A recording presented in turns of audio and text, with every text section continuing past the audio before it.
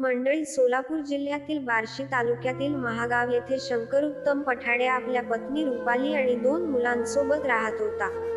शंकर व्यवसायाने व्यापारी असल्यामुळे तो दिवसभर घराबाहेर राहायचा, तर रुपाली मुलांची काळजी घेत घर सांभाळत असे. शंकरची बहीण बार्शीच्या अलीकडे राहायची आणि तिचा मुलगा गणेश सुनील सपाटे, जो फक्त 20 वर्षांचा होता, त्याचं मामाच्या घरी वारंवार येणं जाणं होतं.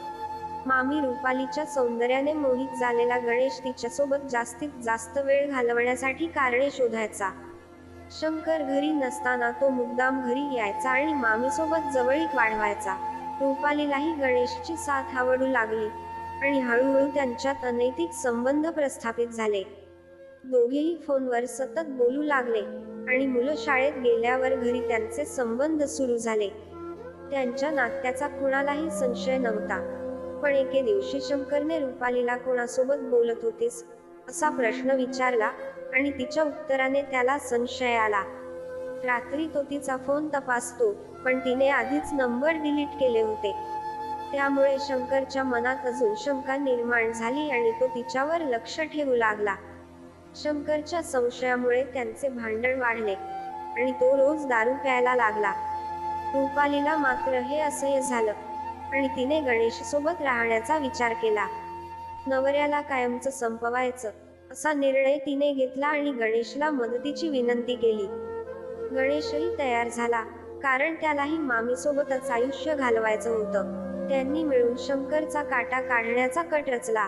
15 फेब्रुवारी 2025 रोजी गणेशने घरी खोटं सांगून तो मामाकडे गेला. तो आणि मामा तलावाजवळ दारू पिण्यासाठी गेले. दोघांनी खूप जास्त दारू प्यायली आणि योग्य वेळ पाहून गणेशने मामाला पाण्यात ढकलण्याचा प्रयत्न केला. पण शंकरनेही गणेशचा पाय पकडला आणि दोघे तलावात पडले. दारूच्या नशेत असल्यामुळे दोघेही पोहू शकले नाहीत आणि पाण्यात बुडून त्यांचा मृत्यू झाला. रुपाली मामी वारंवार गणेशला फोन करत होती, पण त्याचा फोन बंदच येत होता. त्याच वेळी गणेशच्या घरच्यांनीही त्याला शोधायला सुरुवात केली. अखेर 19 फेब्रुवारीला कोळी बांधवांना तलावात 2 मृतदेह आढळले आणि पोलिसांना कळवलं. पोलिसांनी चौकशी करताना दोघांच्या कॉल रेकॉर्ड्सची तपासणी केली आणि दोघांचे वारंवार रुपालीसोबत संवाद होत असल्याचं लक्षात आलं. पोलिसांनी रुपालीला चौकशीसाठी ताब्यात घेतलं.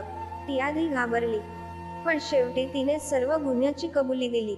तिने आणि गणेशने शंकरला मारण्याचा कट रचल्याचं उघड झालं. शेवटी पोलिसांनी तिला अटक केली आणि न्यायालयाने तिला पोलीस कोठडी सुनावली.